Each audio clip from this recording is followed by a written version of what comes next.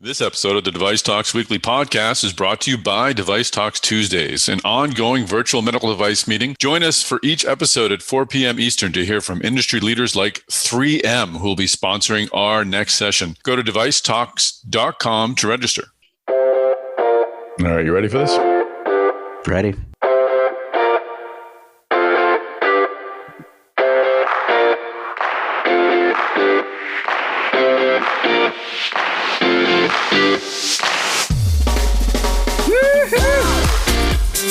Hey everyone, this is Tom Salemi. Welcome back to this week's episode of the DeviceTalks Weekly Podcast. Once again, joining me on the Zoom line is my podcast partner, Chris Newmarker. Hello, Chris Newmarker. Hello, Tom Salemi. Good to be here. Good to have you. I texted you this last Friday. I don't know, does your wife listen to the podcast? Because mine never does. And if she had, she would not have bought what she did, which was a pumpkin sausage last Friday. I heard that. How'd that go for you? It was terrible, Chris. Yeah, Why would they? I think that was expected, right? M&M's a flavor too, but I don't put that in a sausage. It's just, I don't know what people are thinking. I still remember a date years ago. The first years I was with my future wife, and we went to what was supposed to be a high-end restaurant in Bucks County, and they had a vanilla rubbed steak on the menu. That, I just made a face to all our podcast listeners. I kind of wrinkled my nose and cocked my head because that sounds different. And since I was still in my 20s, I thought, yeah, why not? I'll give it a try. Bad idea. Some things just shouldn't go together, like pumpkin, sausages, vanilla, steak. No. I'll have the prime rib a la mode, please. That sounds delicious. It's rubbed with mocha. Excellent. No. Let's move on. We're going to bore our listener singular at this point. So we have had an interesting week at AdvaMed. You attended, quotation fingers, the AdvaMed conference.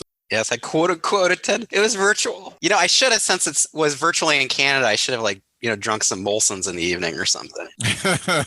Any quick takeaways? I think it'll be well represented in this week's Newmarkers Newsmakers, but any takeaways from the experience? I think it was all right. There were still some insightful presentations that I saw, and when we get to those newsmakers, in fact, I mean one of the talks there actually was the most read story on Mass Device this week. But at the same time, man, I'm just really looking forward to having real conferences someday, because I mean you just can't beat actually being somewhere in person and being able to ask people questions yourself and actually network and find some stuff out. Well, Chris, we put on our conferences as well. In fact, you're right. We're going to be putting on our first one. We're planning on October 2021 in Boston, so people should certainly circle those dates. I believe it's the 4th and 5th. So we'll be talking about that in future episodes. But we are going to do that. Nothing pumpkin flavored at the networking bar, which we'll hopefully have because there'll hopefully be a vaccine by then. So yeah. Yep.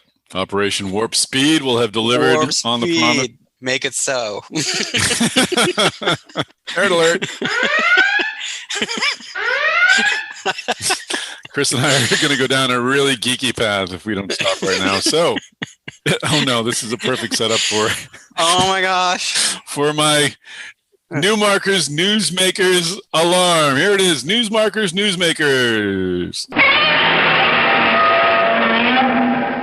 It's stomping on in. That's right. He's the king of the monsters here for the king of the Medtech Newsmakers, Chris Newmarker. That's it. Chris, that is your opening sound. We'll keep auditioning these suckers until we find the one that fits.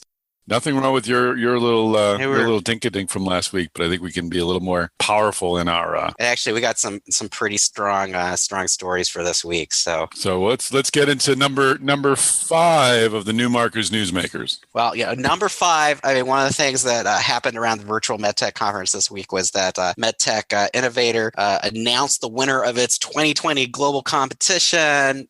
Got a virtual audience vote. $350,000 grand prize, but the company was a head shunt monitor startup called Rhaeos, and it's an interesting device. Wearable, non-invasive. It monitors ventricular shunt function. These are like shunts that are. I'm going to stop you right there, Chris. Yeah. You know why? Why? Because our opening keynote conversation is with Anna Lisa Somera, the CEO of Rhaeos. There we go. She will give us, I think, a better description than you and I could do. And it is a really cool company. I'm glad they won. She's a very cool person. It sounds like a really important need. Really important need. And what I really liked about it, and we'll talk about it at the end of the interview with her, is just how this is a disease that is getting very little attention, has had very little attention in decades. And you can have a device like this sort of bring promise and hope to people who must feel forgotten. I think that's one of the real benefits of medtech, is that we're not driven just by those large markets. If you find the right tech, you can really find a way to help people with it. So it's a cool story. Well, let's stop talking about it and let's get her on here to tell us more about it. This opening keynote interview is brought to you by Mass Device and Medical Design and Outsourcing, the premier news sources for medical design makers. Go to massdevice.com and medicaldesignandoutsourcing.com to track all the important events, news, and trends in our industry. Well, Anna Lisa Somera, welcome to the podcast. So glad to be here. Congratulations on your win, on Rhaeos' win. We were talking before the interview. This is you've been a fan of Medtech, was a Medtech idol. Now it's a Medtech Innovator for quite a time, you said. Yeah, that's right. It's hard not to be a fan. I think it's just been an incredible program that has evolved and has gotten better and better each year. So glad to be a part of it. So let's talk about your company, Rhaeos. Let us know a little bit about the technology. I've seen a few videos. We've had John Rogers in one of our DeviceTalks Tuesdays seminar. Super well-known fellow, and I saw him quoted in one of your videos. But what is Rhaeos' product? What do you do? Sure. So Rhaeos is a medical device startup that spun out of Northwestern, out of John's lab over there, huge lab. And essentially, we're developing a non-invasive wearable sensor called FlowSense.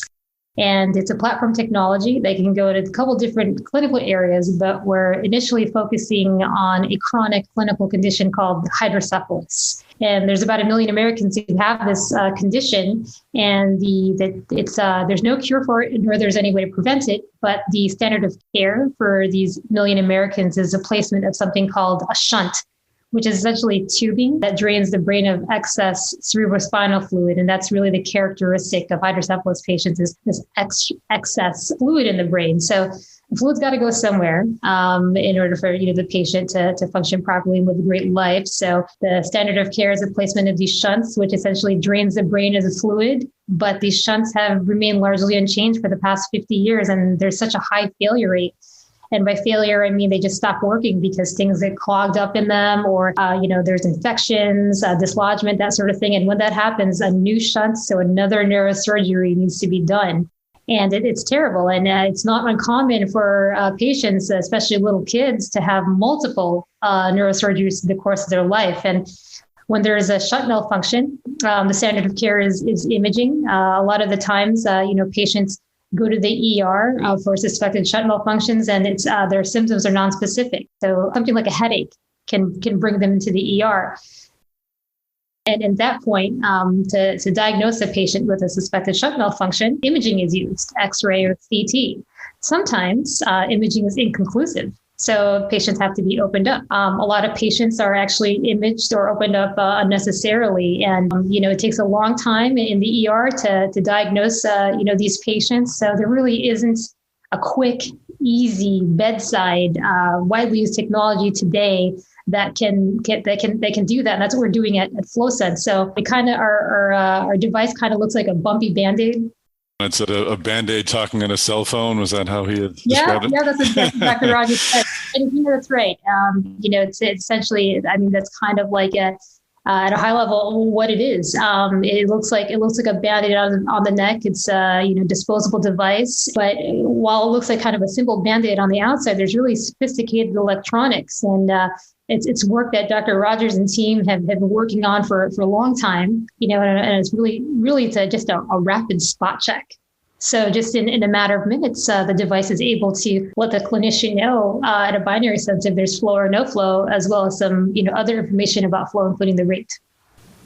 So it's a fix to the neck as a Band-Aid would, and it's just actually just monitoring the flow of fluids that is going underneath it to tell whether they're going by or not. Is that right? That's absolutely right. No technology that can do that. With imaging, really, it's just kind of a snapshot of two things: of the ventricles. So those are the structures in the brain that make that excess fluid. Or imaging can also tell if there's like a break in the shunt, but imaging can't tell you anything about the rate of flow or if there is flow. So that's where we come in. We really help take the guesswork out of shunt malfunction. So what is the status of FlowSense? Is it approved? Is this commercially available? I wish it were commercially available today. It's not, but we are well on our way. We are working with the FDA, so we're pre-market, pre-revenue, but that will change next year, late next year, around Q4. We're looking to launch the device. In terms of the regulatory path, it's a class 2 device following a de novo approval path, and we're fortunate to have been granted a breakthrough designation by the FDA, which essentially expedites the approval of FlowSense. What percentage of examinations currently that look at the shunt to make sure it's flowing? What percentage of them turn up a blockage of some kind, and what percentage doesn't? In other words, what are you going to be able to prevent once you have FlowSense in place, once it's able to tell whether or not the fluid is flowing? Are you going to keep an X percentage or an X number of people outside of having a procedure? Yeah, that's a great question. So I think I can answer that like a couple of different ways. So with our first device, we're looking to launch in the hospital, and that'll be a single-use disposable to be used in a couple different settings, in the ER as well as in inpatient settings when there is a new shunt placed in. So the patients can use it, when they're in the recovery room. We're not. We're adding kind of just like another piece of armor, another weapon, if you will, for the clinicians to determine whether or not there's a shunt malfunction. And it saves the clinicians a lot of time. Neurosurgeons, ER doctors that we've talked to across the country said that sometimes they can wait 1 to 2 hours for imaging. And for a lot of these patients, especially those with, who have severe hydrocephalus, that's just like a lifetime. So this really saves a lot of time, and it's also a bedside device. You don't have to send a patient out to imaging. You don't have to open them up. You don't have to do invasive testing. This can really save a lot of time, grief, worry, especially on the patient side. We've talked to so many patients and caregivers who every time we come out with a paper or a press release comes out about us, we get contacted. Even Dr. Rogers gets contacted saying, when is this available? We can save us, trips to the ER. We've had patients contact us who have been to the ER in a single year, maybe 5 to 10 times. And, that's no fun. So this could really, save a lot of that grief, give them peace of mind. Especially now with COVID and the difficulty of going to the hospital, or at least the difficulties we've had. So is FlowSense applied in a clinical setting, or is it applied at home? Is it something the patient has on them all the time? When is it used? Yeah. So with our first device, that will be used in the hospital only. And we're looking to launch it, like I said, late next year. So there are inpatient and outpatient uses of that spot check. So that won't be, a continuous wear. Patients only need to wear it for probably, 5-10 minutes on. So because it's really supposed to be just a quick spot check. But we do realize the importance of continuous monitoring, especially monitoring at home, which is why for our second product, we are developing a home-based version of FlowSense, which will be reusable, rechargeable, and really essentially will be telemedicine for hydrocephalus patients. Interesting. And you've got those two products, and for this application, is there a baseline technology that's going to allow you to move into other diseases as well, and other conditions as well? Yeah, definitely. So the thermal flow sensor is definitely not limited to hydrocephalus. We do have published papers for monitoring blood flow in a number of different applications. So there's vessels all over the body, right? So, there's a certain, definitely a different number of areas that, we can go into. We are working with, academic collaborators in spaces like in plastic surgery, as well as in the oncology oncology space, as well as, the diabetic space and wound care monitoring space. So really, there are a number of possibilities, for this device, but we're leading with hydrocephalus really because of the, ready state of the technology and everything else that's in place for that initial market. Excellent. And I am kind of doing things in reverse. Typically, I like to open these interviews up, finding out a bit about the person, but I was wanted to find out about the company. How did you come to become involved with Rhaeos? And this is your second company that you've led, right? Or at least you co-founded one earlier? Yeah. So I co-founded one, when was this? Back in 2004. So maybe if I can backtrack just a bit, I've been involved in the medical device space for about 16 years now, wearing many different hats, venture capital, starting my own company, while I'm graduate school, whose products are sold all over the world, and have played senior management roles in a bunch of companies. I became aware of Dr. Rogers' work when I was involved in early stage VC, where we invested in, a couple of his companies. And I knew the strength of, his technology that came out of the lab. It didn't have a medical applications, back then. But, when he transitioned over to Northwestern, that generated a lot of press. And, we connected. And I had been also, he reached out to me to, kind of consult for a couple of his other companies. And I did. And then, one day he said, take a look at this grant application, and it came from Rhaeos. And I've worked on grants for 2008. These are government grants, and I've gotten companies a lot of money in grants. And then I read this grant, and I just hit the brakes. I'm like, okay. In my 16 years of doing this, I don't think I've ever come across a company that's targeting hydrocephalus. I need to know why. Is it interesting? Is it not interesting? Are people just missing the boat here? That's a great question. The technology was just so fascinating, and then the use case was very intriguing. So the further I dug into it, I said, gosh, I need to get involved.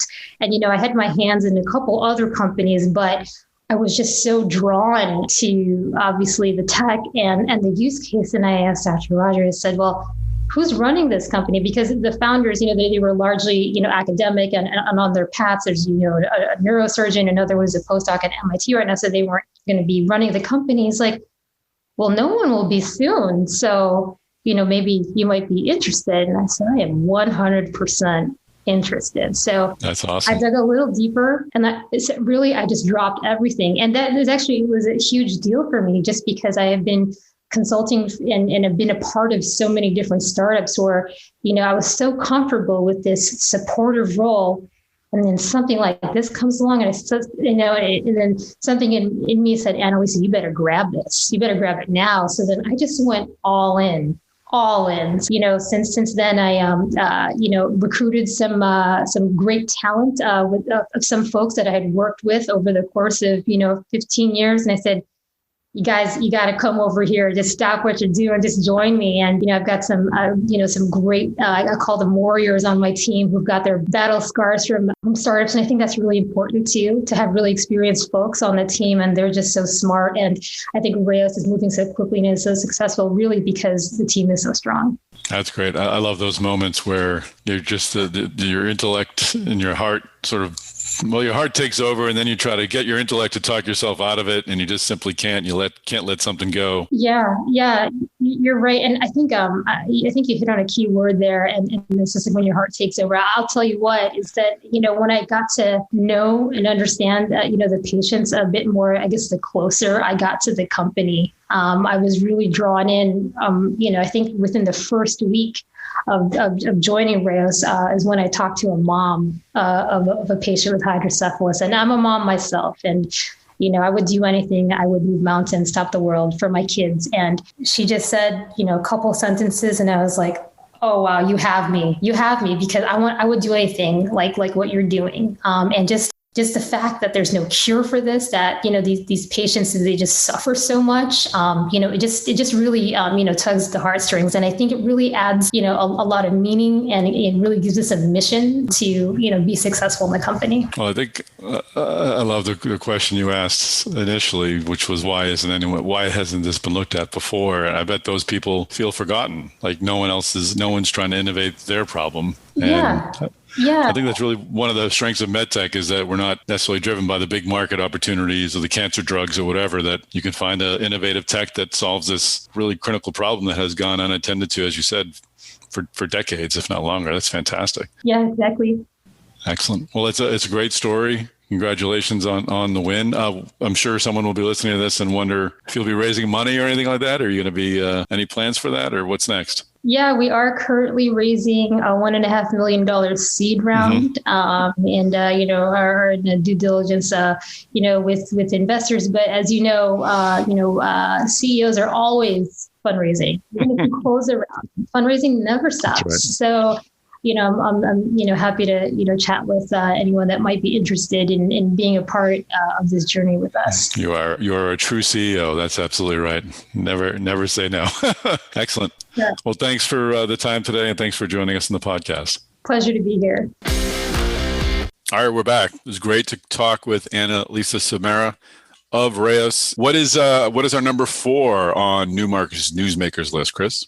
Oh, number 4 this week was Medtronic was announcing that it's had the first patient implanted in the ELITE study evolving its InterStim Micro SNS system. What this is a neurostimulator system that sends electrical impulses to the sacral nerves in the lower back, and it's to improve bladder and bowel control. So, I mean, kind of one of the things in medtech in recent years is, they're taking like pacemaker-like technology and using it for, all kinds of different applications, zapping, different nerves in the body to treat things. And, this is an example of neurostim for bladder and bowel control. Here, it'll be interesting to see, how the study goes. Hopefully, it's another, good use of neurostim technology. I'm wondering if we should see if Medtronic wants to sponsor this list, Chris, because they're on every week. It's true.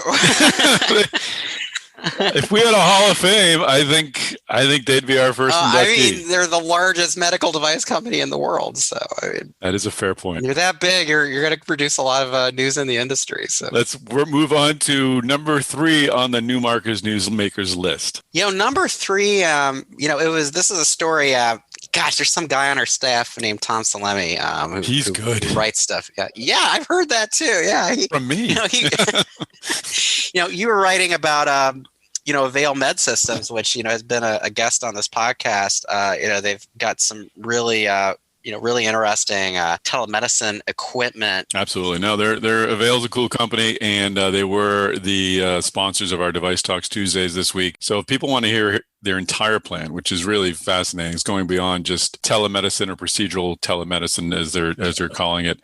They've got plans for the content. They've got plans to really build out the business. And I learned on LinkedIn, someone had posted that this was actually one of the original intentions of Intuitive when it started. And Dan was employee Dan Hawkins, the CEO, was, I believe, the 6th employee at Intuitive. So Intuitive had designs on doing something like this. Oh, that's interesting. Yeah. It's kind of neat to follow the pedigree. And I kind of like how they've got this model where they're, instead of selling the equipment, they're pretty much giving it away like it's like a cable box or a satellite TV equipment or whatever, and then they're going to basically charge a subscription for it. So it's kind of a neat model. And Dan on the talk this week confessed that it's a really expensive model to be giving away all this equipment for free. And then the next day they announced, well, we raised $100 million. It's like, well, that should cover a little bit of your cost. If anyone wants to check that out, they can go to DeviceTalks.com. Register, it's free. And it's on. You can see Dan and see Dr. Bill Nicholson talk about the system and how it works.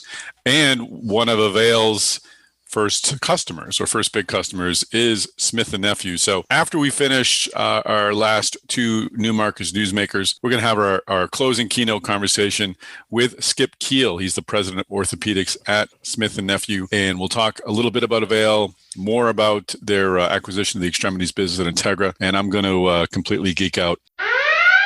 Nerd alert.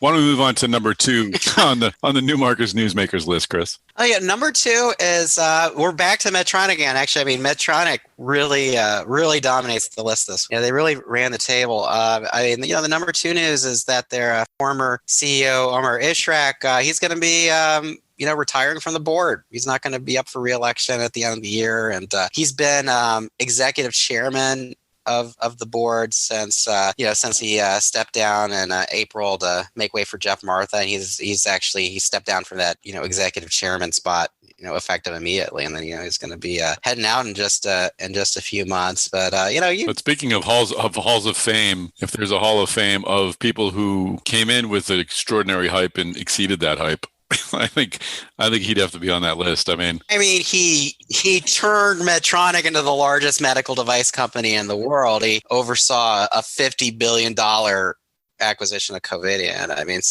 He's left a mark on that company, and yeah, and he also really influenced the sector a lot. I mean, how many times were companies being forced to either speak to what Medtronic was doing or actually act on what Medtronic was doing, incorporating more services into their business program? They really did change.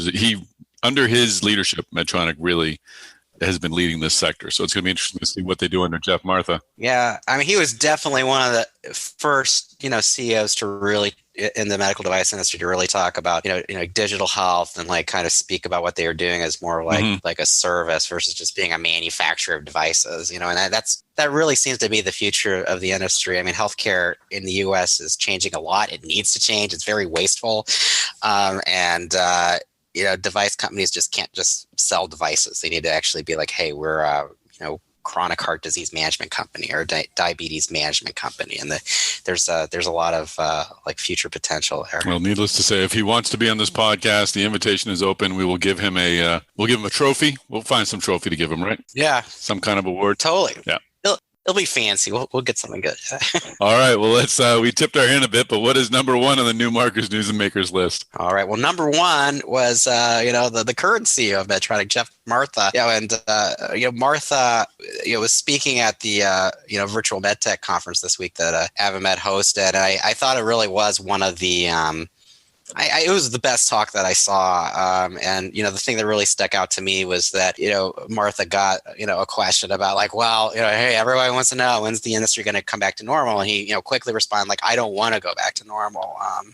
He was saying later on, I don't want to go back. I want to go forward. And he said he's an optimistic person, and that, he acknowledged that, we've all been through a lot of, pain this year. I mean, we've got, this deadly pandemic, economic crisis, social unrest. But, there's kind of this feeling like, hey, we got to, learn something from this and, move forward and, to, have better times, more exciting times. And he even listed off, some of the lasting changes he's already seeing as, Medtronic and other device companies, deal with this pandemic. Do you want to hear a few? Absolutely. And I loved his answer, by the way. I don't want to go back to normal. I absolutely loved it, but go ahead. Yeah.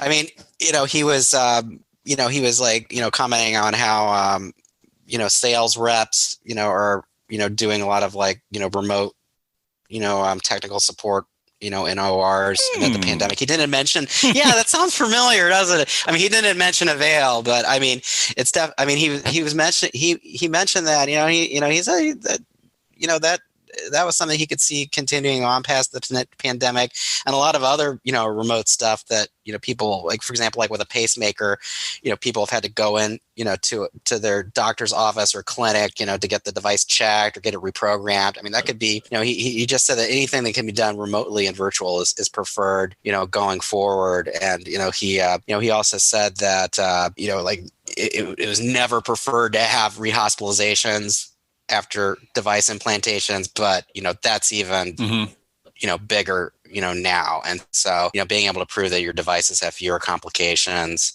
backing that up with data, that's going to be bigger than ever going forward from the pandemic. And and he talked about learning outside the industry. I mean, it sounds like he's been really looking at how automotive companies really effectively manage their supply chain. So I wouldn't be surprised, look at, Medtronic doing some stuff, going forward with, trying to really, really make their supply chains, more efficient, emulate some more of the stuff that the automotive industry does. And, he talked about social issues. He just kind of said that, that, medtech companies in general, they need to play bigger. They need to weigh in on social issues. He said, how can we they can't solve every social justice issue out there, but, how can they be parts of, solutions, sometime? No, that's great. That's great that he's saying that out loud. We had Camille Chang Gilmore on the podcast a couple of weeks ago with with Dr. Jaff from Boston Scientific about the Close the Gap program, and it's great to see medtechs stepping up like that. So good stuff. And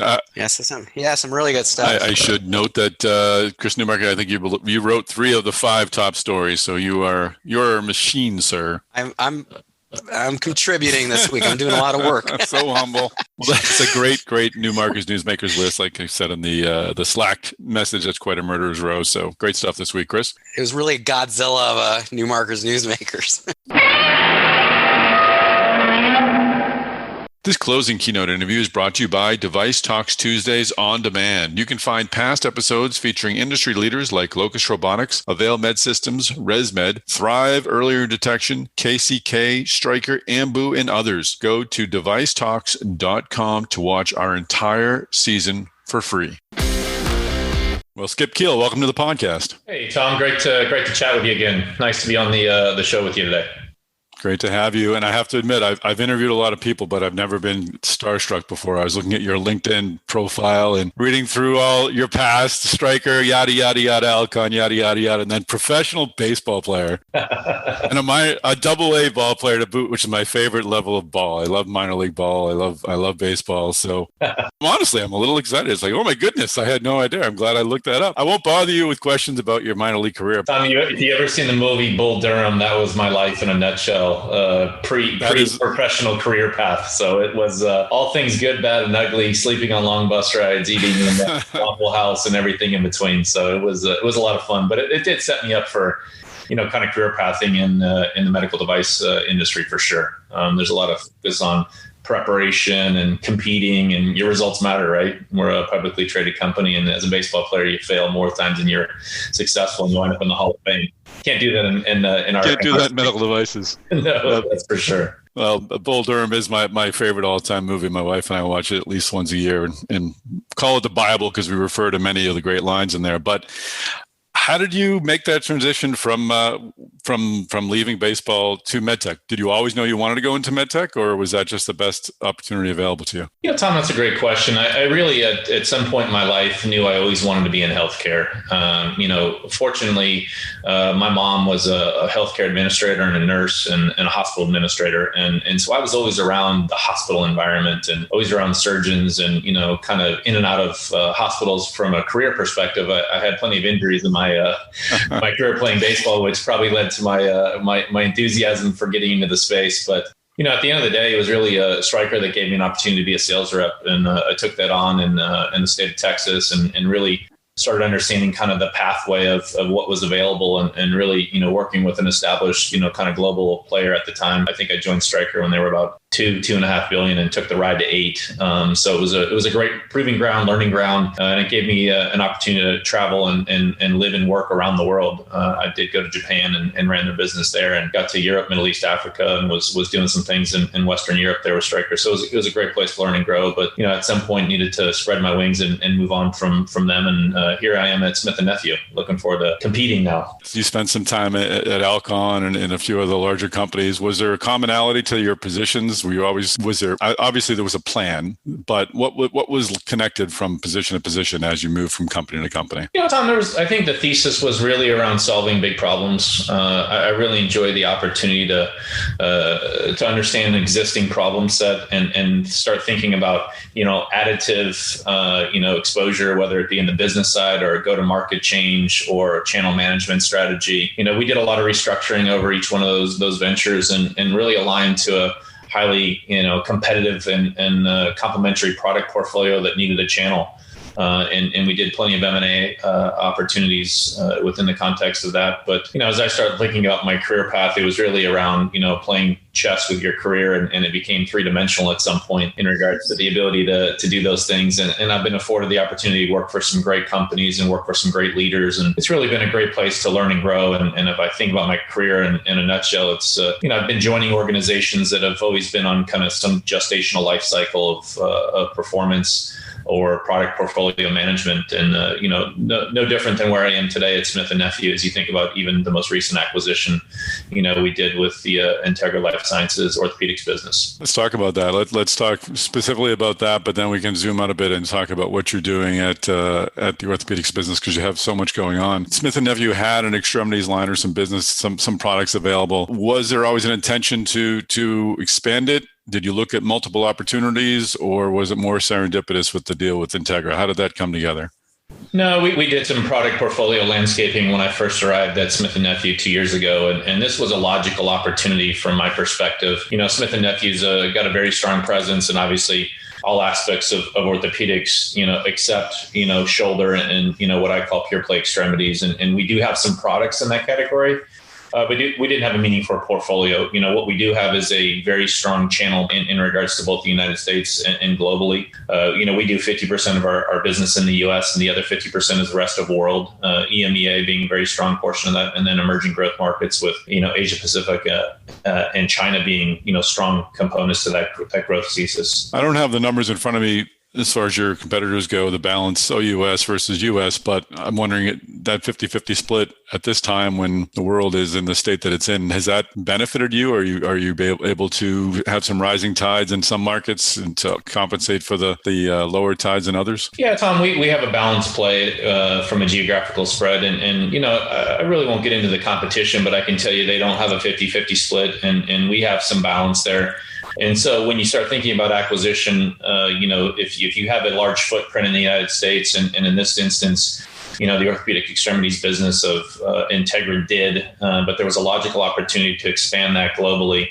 And from our perspective, we made a very good partner from our perspective. We don't have any really long-term legacy issues with the business. We don't have any competing shoulder priorities. And so, you going back to your original question, we did the landscaping and knew that there were some requirements in regards to what we wanted to get into. Really, at the end of the day, you want to be in one of the fastest growing spaces. And so we see orthopedics growing that 6, 7, 8% range within the context of orthopedics, a real logical extension of what we need to be doing. And so it made a lot of sense from our perspective. And it was the right asset at the right price. And ultimately, again, with a multi-generational plan from my perspective on product development, that was the other key component. Again, wasn't interested in just buying revenue, really wanted to have a multi-generational product plan that we could leverage with some of our strategic assets and more importantly, with our robotics platform on a go-forward basis. That's an interesting point. I was going to ask about that. Where is the growth coming from? Is it just people haven't had that done before? It's greenfield, or what is driving the rise in that market? Well, I think if you start thinking about the complete continuum of intervention, right, and one portion of that is mechanical or surgical intervention, but there's soft tissue repair. And I would tell you, we've got a fantastic sports business. We're a number 1, number 2 player in most markets that we participate in around the world. And you start adding that continuum of care where you've got soft tissue. We've got some great products in the regenerative space and regenerative medicine space. And you start thinking about, rotator cuff repair. And then, you kind of transition that into, total shoulder arthroplasty. We feel like we have when combined, will be a very compelling value proposition for surgeons that do, extremity-based orthopedics.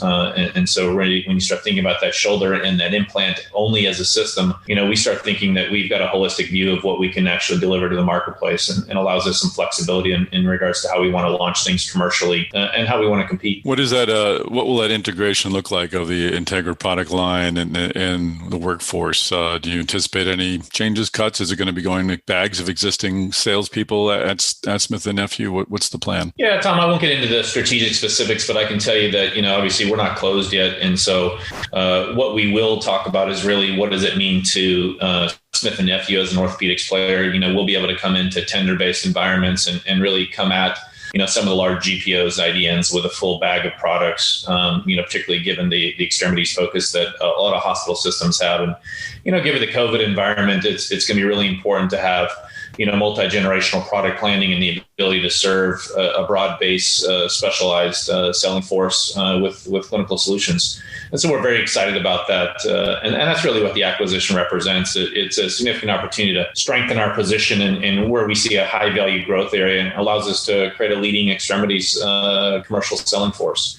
with a specific focus on shoulder. You mentioned the robotics potential earlier, but let's zoom out a little bit and talk about your robotics platform. You rolled out CORI earlier this year. Talked a bit about how that is sort of moving you on from the Navi product you had before. What is that generational leap like? Yeah, there's a couple things, Tom, and I'll even zoom out a little further. And really, when we start thinking about what's going on in the enabling technology space, our focus is really around a couple things. Number one, it's real intelligence, and that is the broader digital surgical ecosystem of solutions that really will provide us the continuum of care, and taking advantage of all the products that Smith Nephew offers today. For example, our Visionary, you mentioned, kind of the Navio product, the next generation product, which is CORI. So we've got a broad-based robotics platform, and we've also got some interconnectivity with patients in regards to our ARIA platform, which is really the impetus of the connected digital surgical ecosystem.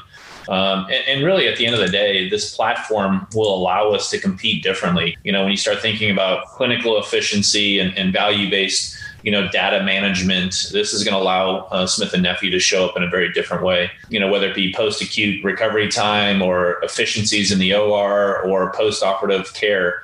We're going to allow ourselves an opportunity to show up in a very different way. And part of that is really through, what you mentioned, which is CORI, right? So we had FDA clearance in February of this last year, and not a great time to launch, a great product like CORI, given the pandemic, but we did launch it commercially in the middle of July of this year, and really, started seeing some great uptick in the number of cases. And, it's really a great platform, right? It doesn't have a preoperative scan required for delivering of surgical intervention. It's more efficient. It's got a faster camera. It's got higher processing speed. So there's a whole host of things that we feel great about in regards to the capabilities of CORI. But it really fits in with the broader platform of, smarter, more efficient handheld robotics and precision milling, which we think's got application beyond just total joint arthroplasty. Again, when you start thinking about the combination of our sports platform and where we're going with that, it's pretty exciting to see that the future's pretty bright in regards to that context. Do you, with a system like that, compete directly with?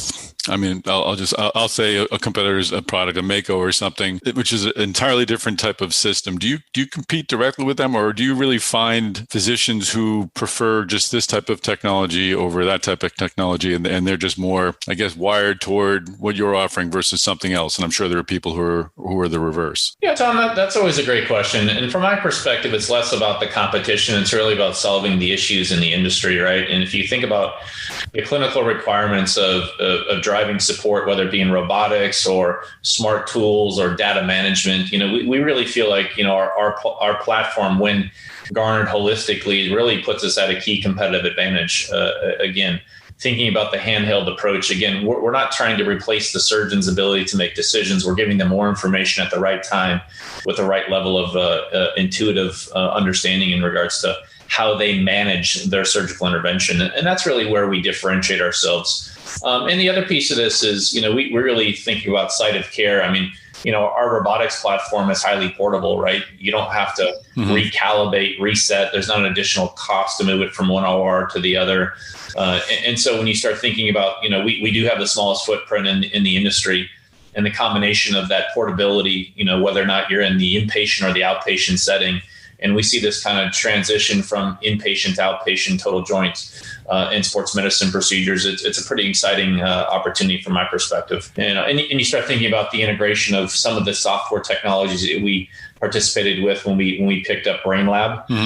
You start thinking about a holistic view there. And when you start thinking about, total knees, total hips, and revision applications along with sports, it becomes a pretty compelling value proposition over the period of time. How different is it to sell in orthopedics now than it was 10 years ago? Because you're using, I'm sure, a lot of terms, a lot of dynamics, a lot of technology that 10 years ago you were just sort of selling an implant. Now you're selling like a whole system to perform the surgery. How different is the business today than it had been?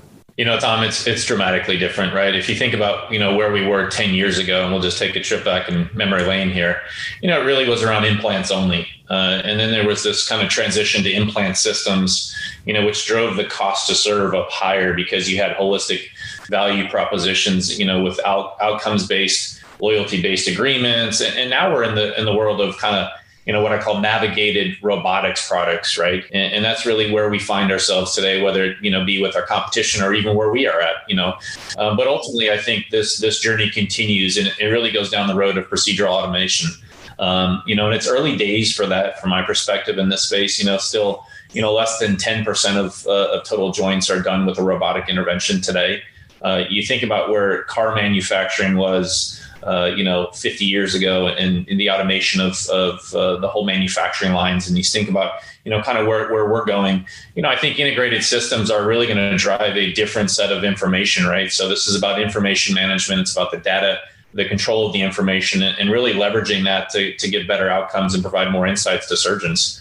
So I think from our perspective, again, thinking through that enabling technology and that multi-generational product planning is part of the process of differentiating ourselves where we're going. How is the makeup of your sales team changed? Do you have more technical people on it, like more sort of engineers who come in to support after the deal's done, or to close a deal, or answer the final questions? Is it that sort of almost software kind of makeup? Yeah, Tom, we've got a couple different things from my perspective. I mean, one is really the upfront capital sale, right, which is kind of the transition from the buy-sell process, and then moving on to the clinical adaptation. You've got to commercially execute on these products. You can't just roll a robot in or roll a CORI into the marketplace and then ultimately you kind of walk away from it. You've got to commercially execute on that. And so there's a whole opportunity relative to accelerating growth from that perspective, and creating, kind of the adoption curve. Because it's one thing just to have the technology, of making sure you establish the appropriate clinical oversight and preparation. So there's this, I think from my perspective, a scaling approach that's required. So we're not just about, getting robots or placing boxes, which is, kind of some of the fundamental differences versus us and our competition. Again, we're really focused on kind of transitioning those services as part of the process of accelerating the business. But do you need to have a robotic system or something more than just implants to compete these days? I believe you do. I think, you're going to have the traditionalists that are going to be kind of the late stage adopters. But, what we've seen is this early adoption curve in regards to enabling technologies, whether it be navigation. I mean, think about it. Navigation's been around, probably 15, 18 years in somewhat of a mass market adoption approach. Robotics, we're in that kind of 3 to 5 year early adopter curve. So again, if you start aligning to the cost value equation, and we think we've hit that on the nose. When you have a product that's appropriately priced at the value equation and provides a differentiated clinical outcome, and it's reproducible, and you can create mass market adoption, and that's really where we're going. And you start thinking about the shift from inpatient, right? So think about the hospital care setting to this outpatient environment, and really the transition to the ASC setting. And that's one of the flexible components that we like to talk about, obviously, with our CORI product and where we're going with enabling technology. Is that really your sweet spot, the move to the ASCs? You really think you have an advantage there, given your smaller footprint and lower price? Yeah, I think it's a cost value equation. I think the integration of sports is a big one for us. It's something that our competition can't do or haven't approached the marketplace with. But I think, as we think about kind of the medium term, we're excited about the ability to compete both inpatient and outpatient, right? So it's not either or, it's both from our perspective. And we want to make sure that we remain flexible and have optionality in regards to whether healthcare providers want to operate. Think about surgeons. Most of them have an inpatient hospital they're associated with, but a lot of them are moving some of their procedures, particularly given COVID and the potential patient concerns and more consideration in regards to those procedures being done in the outpatient setting. Folks are just more comfortable going to an ASC than they are going into a hospital these days. What did COVID teach you? It seems to have taught everybody something about our business. It's interesting that the fact that we're doing a video chat and an online kind of conversation that's normal course of business. I think it's taught me three things. Unlike the initial surge that COVID had, I think we have a society and a healthcare system that's just unbelievably adaptable. And in my perspective, it's really, in the face of a lot of uncertainty, there will be dramatic shifts in innovation that come out of this, right? Thinking about telemedicine, There was a big challenge with some of the adoption related to telemedicine prior to COVID. And now with all the interactions, whether they be Teams or Zoom or all the different, platforms, we from our perspective, about 30 to 35% of healthcare visits over the next 2 to 3 years are going to be done some form of telemedicine platform. And I think that's a big dramatic shift from where it was, just even 12 months ago. So that's pretty exciting. I think the total cost of ownership, Tom, is going to be one that equation is going to come back to be one that's front and center, really around the value proposition. And again, what value is that enabling technology bringing to that surgical intervention? Is it adding more costs, or is it providing more insights? Is it making you faster? Are you making, average surgeons better? What does that total equation look like? And that's something that I think, we're really well positioned to participate in. I know you got to go in a minute. Quickly, you're working with Avail Med Systems, which has been a topic I've written about a lot. We had on our Device Talks Tuesdays webinar this week. What will that bring to Smith Nephew's sales efforts? Yeah, Tom, we're really excited about that. I would just say hang tight. We won't get out ahead of ourselves. We're going to, kind of crawl, walk, learn to run, and then we'll bring something pretty meaningful from a disruptive innovation to the marketplace. We're very excited about what we think about, the holistic view of enabling tech in the space of orthopedic sports medicine and pretty much all surgical interventions. And I didn't ask specifically about real intelligence, but anything I think you've alluded to it in some of your answers, but anything specifically we should speak to in the real intelligence effort? No, the real intelligence is really the overarching blanket, right? It's the way we think about and how we reimagine surgery and innovation of technology. But, we're very excited about it. We think it's a platform of differentiation and all of the components that we've discussed today, whether it be CORI, whether it be even the Cumulus platform or surgical robotics, or even our sports medicine business. It's pretty exciting. And we see it as a really seamless vision that we're going to be able to help reimagine surgery, and that'll be embracing, kind of both robotics, software, surgical smart tools, and data to improve outcomes and improve on the digital surgical ecosystem. Great. And just final question. Where are you? I know you came into Smith & Nephew with the intention to transform this business, the orthopedics business. Where are we in that transformation? Tom, we're still early stages. I think, we've created some adoption curves. We've really evolved the go-to-market model. We've done some M&A transactions. We've integrated those. Really the exciting point is, what we're seeing is, post-COVID environments, kind of the new normal. We'll understand kind of what that looks like and feels like. But I can tell you Smith & Nephew is primed to compete at all levels of business, and we're looking forward to the run over the next 2 to 3 to 5 years here. It's going to be a great place to be, and we're excited about it. Before the interview, I looked up, I'm a Red Sox fan, all the Red Sox players who drafted the same year you were, and while a couple of them had cups of coffee, none of them are running major medical device businesses. So I think you won the long game, Skip. Well, I appreciate it, man. Thanks so much, Tom. I appreciate the conversation. Thanks for having us. Thanks for joining us. All right, take care. All right, we're back. Well, it was great to speak with Skip Kiil and to slip a Bull Durham reference into the podcast. Again, it's my one of my favorite movies, and it's great to wish you a happy weekend, Chris Newmarker. And you too. Let's help folks find us on social media. I'm on LinkedIn, Chris Newmarker, just like a Newmarker, and you can find me on Twitter at Newmarker. And I am on Twitter at Medtech Tom. I'm also on LinkedIn. We really seem to be getting a lot of attention for our Device Talks content on LinkedIn, which is fun. And it's cool to have exchanges with people like the fellow who mentioned the intuitive connection to Avail. So I hope folks will connect with us, comment, follow it, make our conversations even more fun. And maybe someday you'll get yourself on a podcast. Who knows? Anything can happen. I've been, when people have been reaching out to me on LinkedIn lately, I've more and more getting people saying like, I really enjoy listening to this podcast. So I really appreciate hearing that from people. Yeah, it's pretty cool. It's pretty cool. I love this medium. So, all right, well, that is a wrap. If you would do us a favor, other than connecting with us on social media, if you could share this podcast on social media, we have a few people doing that. Thank you. Tell your friends about it. Email it to them, text it to them. Just let them know that we're out there delivering a weekly discussion on medtech. Finally, please subscribe. That way you'll get these podcasts delivered directly to you on the day that I publish it, which is on Friday. No need to wait until we put it up on Mass Device over the weekend or MDO on Monday, or send it out in our various channels, you can get it first. So don't miss out on that. Just go to your podcast player and push subscribe. That's it, folks. Tune in next week. We'll have another great episode of the Device Talks Weekly Podcast. See you soon.